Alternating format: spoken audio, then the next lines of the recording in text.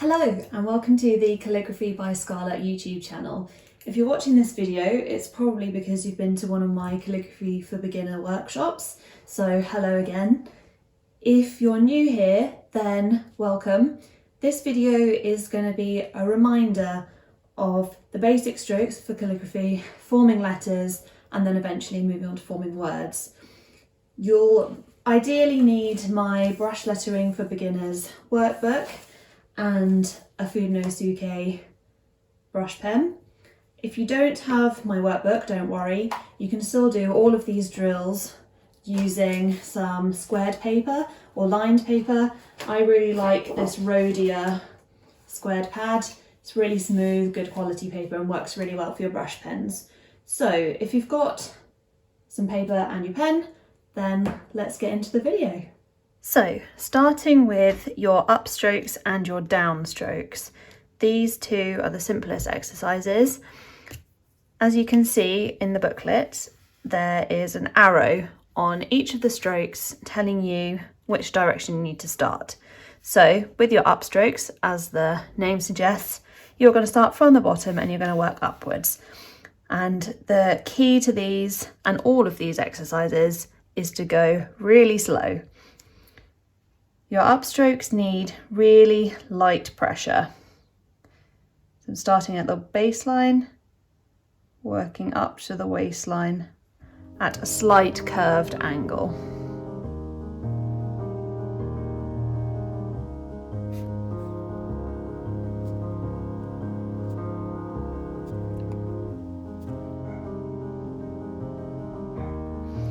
As you develop your calligraphy style and progress through the drills, you may find that your lettering requires a more flourished version of an upstroke as you enter into your words. But for now, this is the perfect style to do. So, your downstroke, again, slow is the key. However, the pressure is completely different. You want a firm pressure starting from the waistline, going down to the baseline at a slight angle again.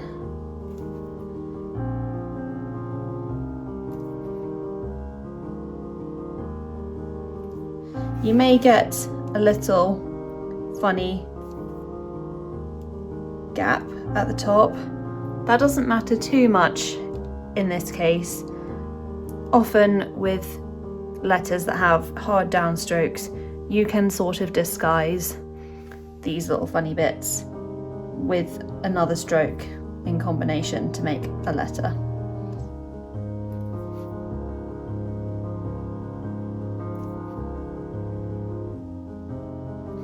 Just remember when using your Fudenosuke pen that every few strokes to turn your pen around so that you're not pressing down on the same side of the brush tip every single stroke. Just helps the brush to wear a bit more evenly. Once you've done some practice on your upstrokes and your downstrokes, you can then move on to the next drills, which are your overturn and your underturn. These are a little bit more tricky as they require you to change the pressure during the stroke. So as you can see here with your overturn, again the arrow is pointing upwards, so you're going to start with a light upstroke, and then as you come around the corner you need to increase the pressure on the downwards. So often with a lot of these strokes it's good to think of a clock face, and you can add and take off pressure at different times. So for an overturn you're going to start with the light pressure, but then when you get to about 1 o'clock, that's when you start adding on harder pressure. Again, you want to go really slowly.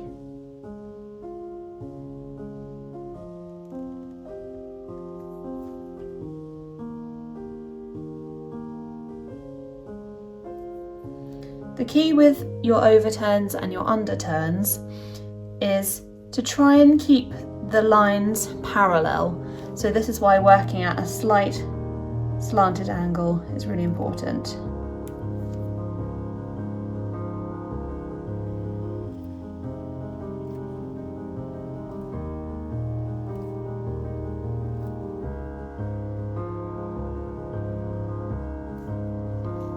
One thing that's really good to do is to self-critique your work.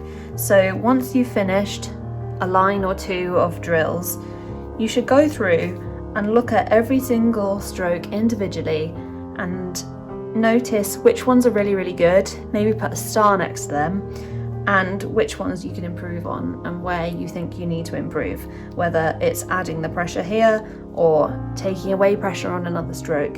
It's really helpful for your learning and to progress really quickly if you can self-critique. So those are your overturns.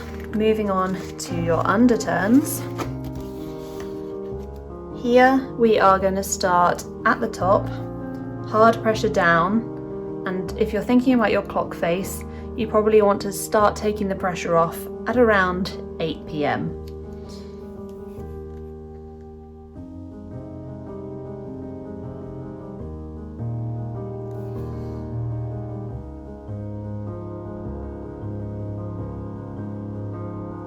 Sometimes I find taking pressure off is harder than adding it in. This is why going slow is really important.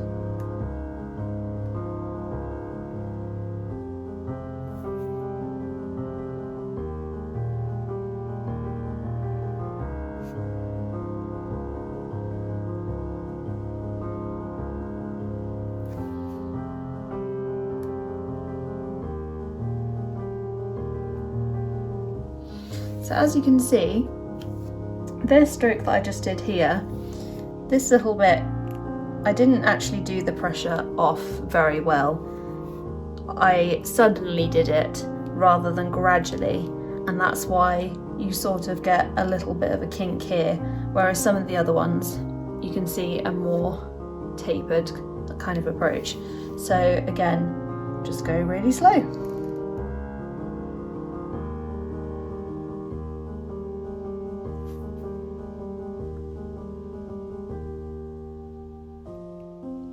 You may find that you need to take the pressure off sooner or later, depending on where your gaps are. Your compound curve and your oval are perhaps the trickiest of the drills to perform, in my opinion. Your compound curve, as you can see, is basically a combination of your overturn and your underturn, but at no point do you pick up your pen. You have to change the pressure mid-stroke. So again, like your overturn, you're going to start at the bottom of the stroke, so at the baseline, and then once you come around the corner, again at about 1 o'clock, if you're thinking about your clock face, add on the pressure. At 8 o'clock, you're going to take it off and do another upstroke. So it is so important to go really slow with this stroke.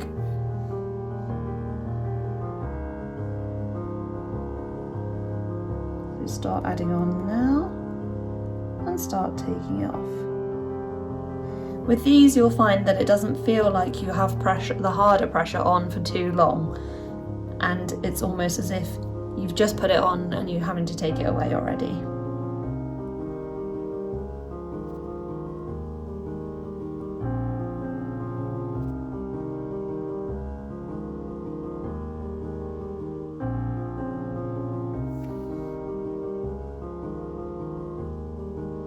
Again, remember to think about this parallel space between the lines. We don't want any of this where they're too squashed. You want there to be a nice even spacing.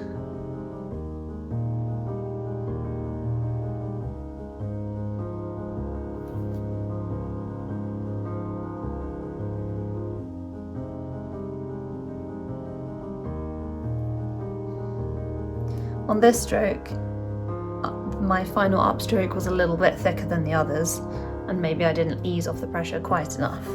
But these are the types of things you'll learn if you can self-critique.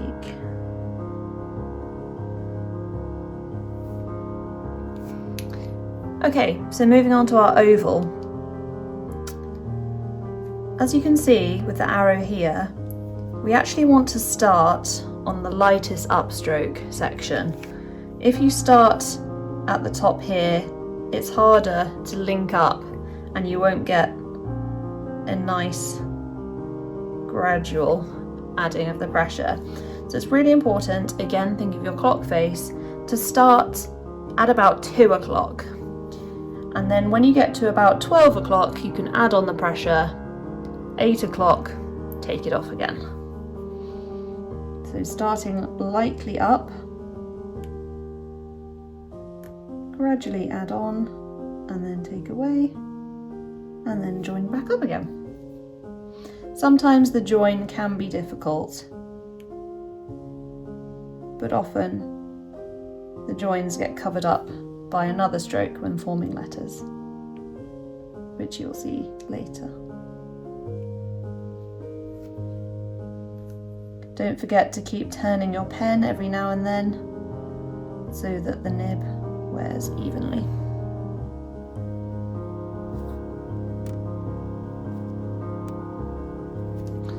Again, with your oval, you want it to be at a slight angle, nothing too straight up and down. Can be a bit messy. And as I said, make sure you are starting at 2 o'clock. If you started here, then you get a slightly strange bit at the top. So make sure you start at 2 o'clock and then add the pressure. Don't start with the hard pressure. Ovals are definitely the hardest stroke, in my opinion. So just keep going and you'll get there. The final 2 strokes are your ascending and descending loops, and these form letters such as L's, H's, J's and Y's.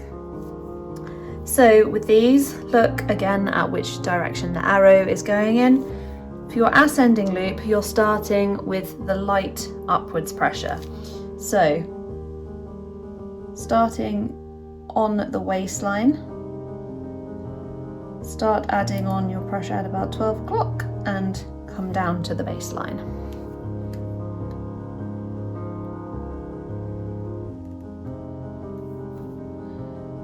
Your loop doesn't need to be too big and it doesn't need to be too small at this stage. Again, later on when you progress and you start playing with style, different size loops can be really, really fun and create different effects with your lettering.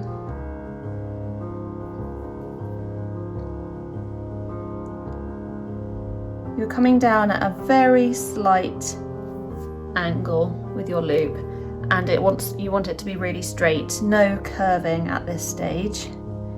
So none of that.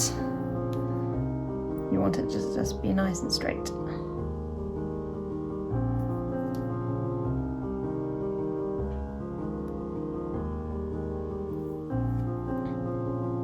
Try to make sure that there aren't any gaps between where you start and as you come down. They should join nicely together.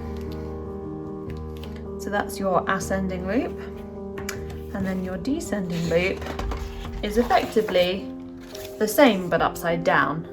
So if you get really good at these, you should just be able to turn your paper upside down and it should be exactly the same shape as your ascending loop. But this time, as the arrow shows, you're going to start with the hard down pressure, ease off and come back up lightly.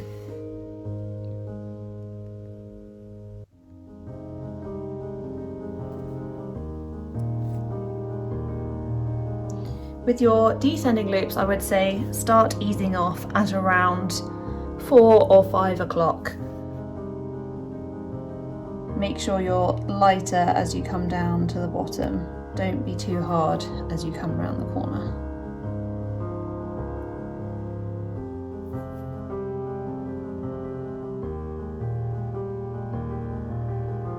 This one was absolutely terrible. As you can see, there's a big difference from where my hard pressure was and my light pressure, and that's because I eased off a bit too soon.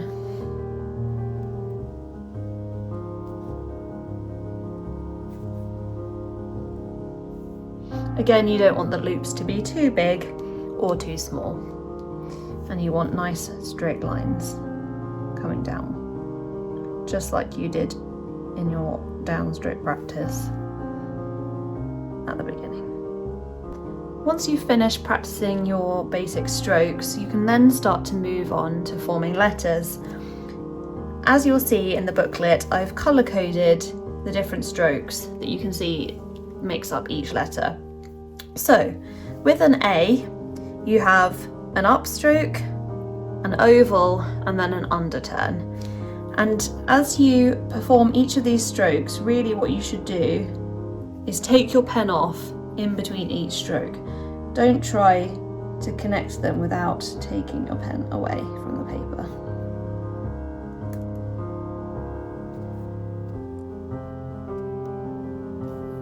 As you can see, your upstroke is not quite as long as it was in the practice drills when you were practicing that stroke on its own. Some letters will be longer than the other. If you do it all the way to the top and then add on your next stroke, sometimes it can just look a bit strange. Don't worry if your oval has a funny connection. As you'll see, your underturn connects at that point where you start your oval, so it can join up and cover up any little wobbles, so don't worry too much about that. Okay, with your B, you can see you have an upstroke, an ascending loop, and then what looks like a backwards oval. Sometimes it can be helpful to practice ovals the opposite way round, so starting with light pressure at around 8 o'clock, adding it on at 2, and then joining back up, because certain letters have this backwards shape. It can be a little bit tricky to get your head around initially. So I've done my upstroke here, and then I'm going to start my next upstroke for my ascending loop slightly away from that, because as you see, when I come down, that fills in the gap between. So now for my backwards oval.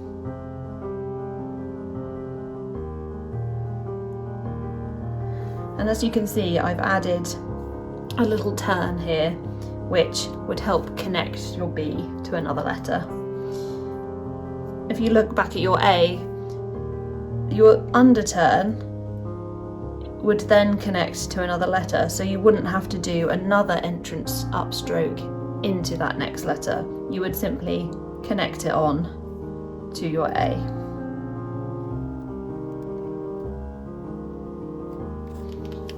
As you can see with your C, it doesn't really, other than your upstroke, include a basic stroke. Some letters have a slight variation.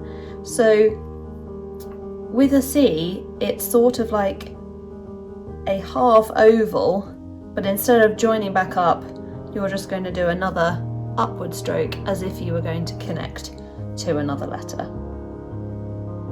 So starting at around 2 o'clock, light upwards pressure, then adding on just like your oval, but then continuing upwards at that diagonal rather than joining up to make an oval. And again, as you can see, between the different strokes, I take my pen off each time. So the letter D has an upstroke, an oval, an ascending loop, which then sort of turns into an underturn, which effectively is your upstroke into a new letter.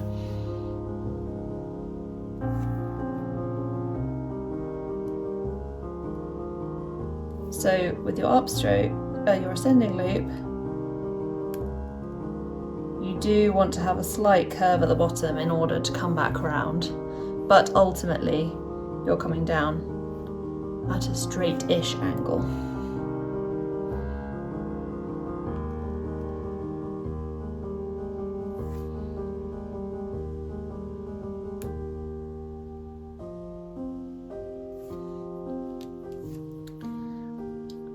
Similarly to your letter C, your E is a slight variation on a couple of strokes. So you do your light upstroke, and then you want to do almost a mini ascending loop for the top section of your E.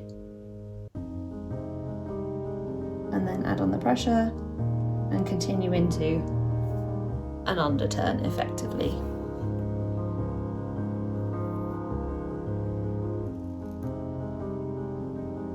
Don't forget to keep turning your pen over every now and then to help the brush wear evenly. So, coming to the letter F, there are many different styles of all letters, but this is probably one of the most common forms of the letter F in calligraphy. As you can see, there's an upstroke, an ascending loop, but then it sort of turns into a backwards descending loop, and it can be quite tricky. But if again you go very slowly and take your pen off between strokes, that will really help.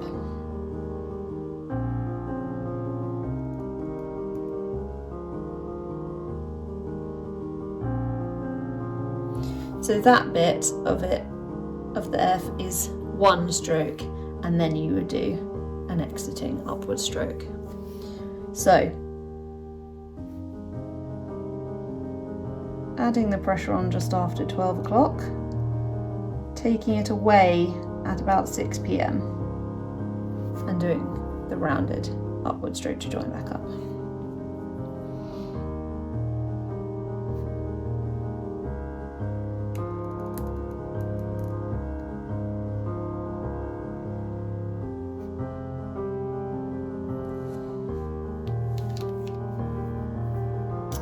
So now to your G. You can see there's an upstroke, an oval, a downstroke, and then an exit. So make sure, again, to take your pen off between every single stroke.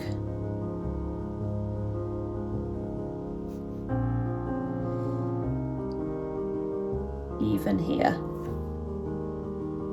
Even though you could just carry on, the best practice is to take your pen off and add another upstroke at the end rather than joining.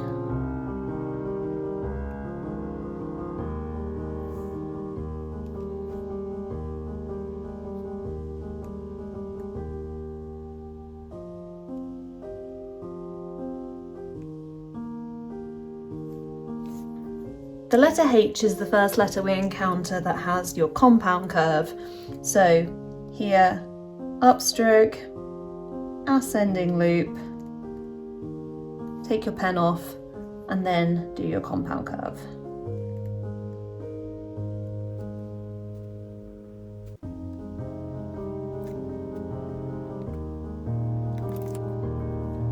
I is basically just your underturn and your upstroke. So really simple. Make sure the lines are nice and parallel, and don't forget to add a dot on the top.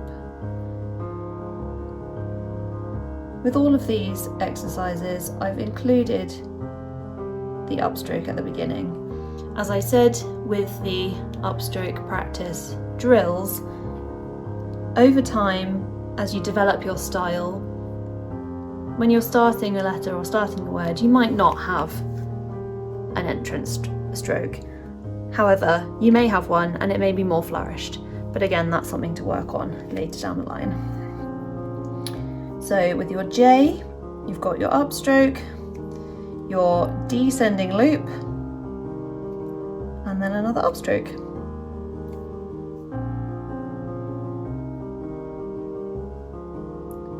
So with your I's and your J's and a few other letters, you can easily see the basic strokes and how they fit together. However, some of the strokes or some of the letters are a bit more complicated, like your F. The letter K, I find personally one of the trickiest sometimes. I don't know what it is about it, but I think it's just something about this little extra bit that's not a basic stroke that makes it more complicated. So you have your upstroke, you have an ascending loop, And then you need to do a sort of another upstroke and then bring the pressure harder down like that, almost like a backwards oval but not quite the same shape, and then this slightly curved exit. Again, with this letter there'll be plenty of opportunity later on to develop your own style.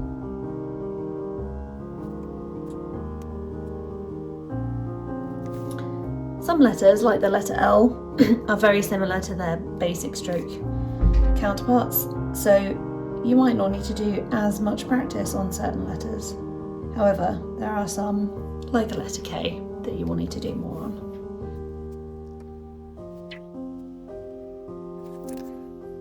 Now, when we come to M and N, you really need to pay close attention to how many different strokes you're doing.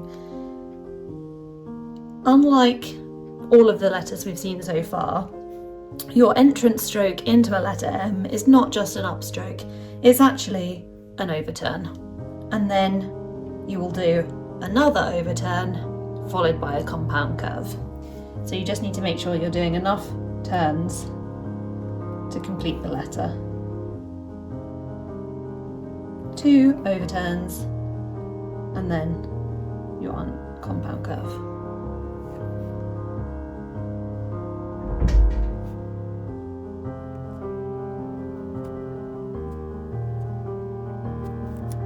So your N is quite similar, although you've only got 1 overturn and then your compound curve.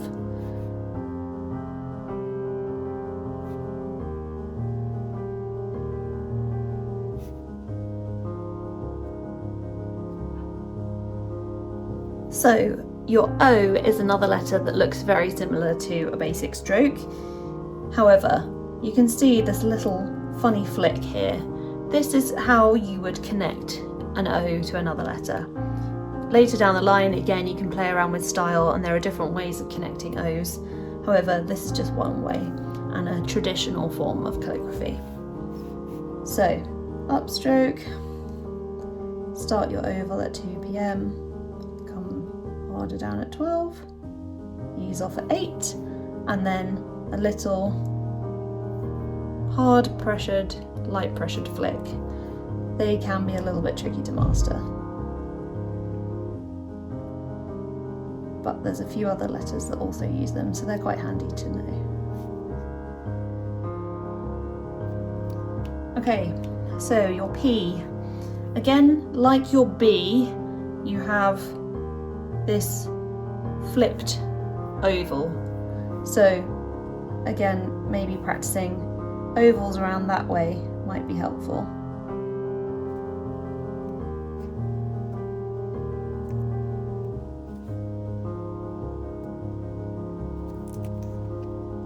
So when you get to Q, just like the downwards section of your F, you've got this sort of backwards descending loop, so just watch out for that.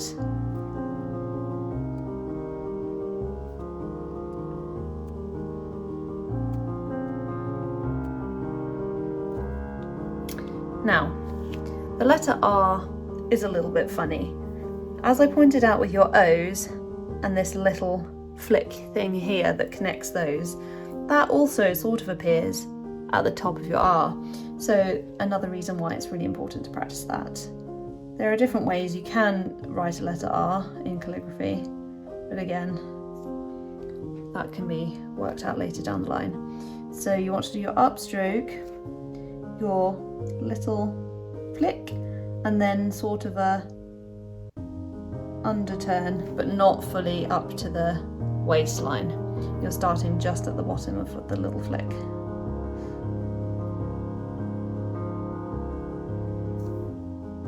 Like that. So your letter S, as you can see here, doesn't really resemble many of your basic strokes. There are various ways of doing a letter S, and this is just one of the ways I like to do. So you want to do a light upstroke all the way to the top, and then a sort of curved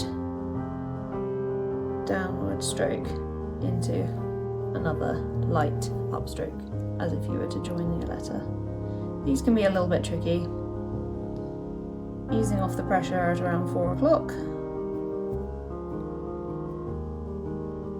As you can see, I'm getting a lot of this gap thing at the bottom, so I'm not quite easing the pressure off at the right time. So this does take a little bit of practice, and the more you slow down, the better.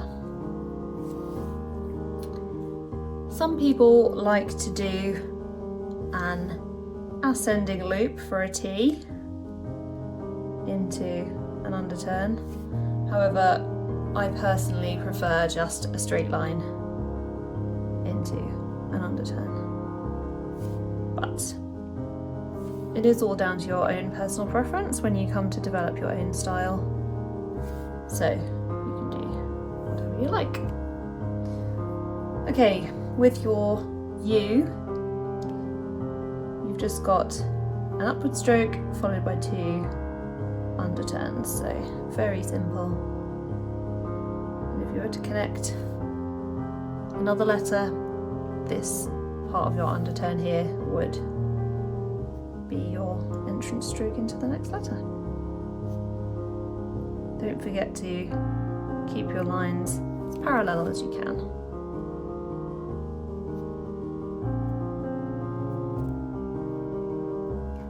Having said that, whenever you do your underturns and your overturns, you want to keep your lines parallel. This doesn't really apply to a letter V. Here you do want them to be slightly closer together when you go upwards, otherwise your V will end up looking a lot like your U. So instead of coming down completely and then coming up, you want to go the opposite way, in a way, downwards. So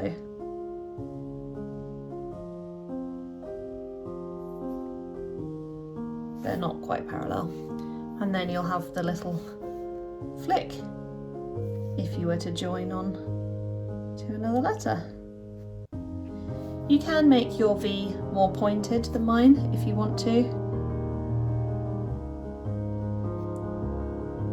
However, I quite like the rounded feel.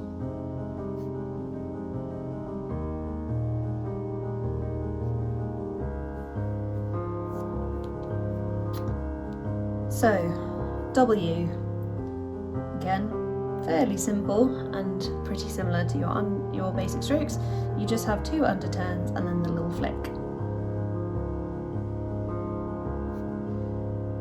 This is how you can distinguish it from a U with the little joining flick. With your U, you can just carry on into your next letter, but this is the best way to distinguish these 2 letters.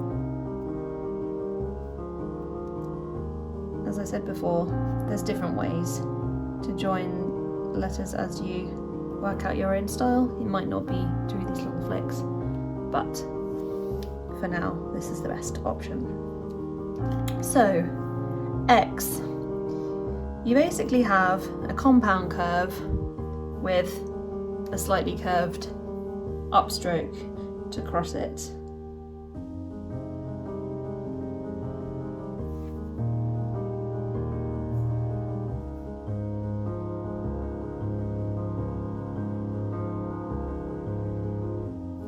If with this your compound curve lines are not completely parallel, that's fine.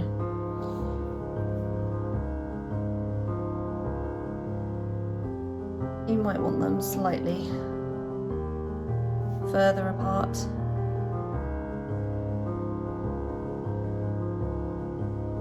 Particularly as you come round, just so it looks more like an X and you have more space to cross it. So your Y, you're starting with a compound curve, and then you've got a descending loop and your upwards stroke.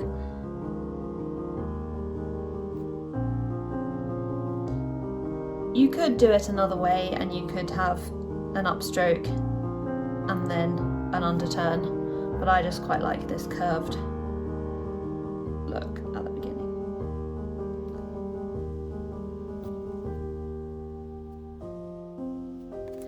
And finally, your letter Z, you have an overturn and then a descending loop, but it's not quite as long and it is at a slightly different angle. However, the principle of reducing the pressure at the bottom is exactly the same.